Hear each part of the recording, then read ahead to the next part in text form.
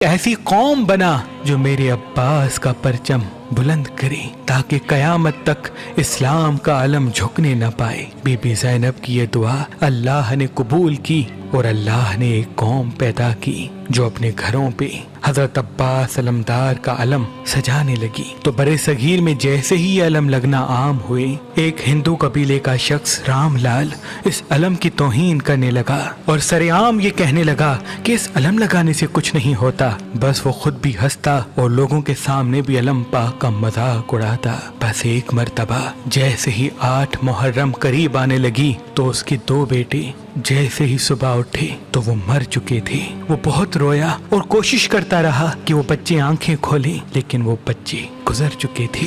وہ زور زور سے رونے لگا اور پورے شہر سے کہنے لگا کہ میرے بچوں کو پتہ نہیں کیا ہو گیا۔ اتنے میں پڑوس میں جو مسلمان رہتے تھے وہ کہنے لگے، اے شخص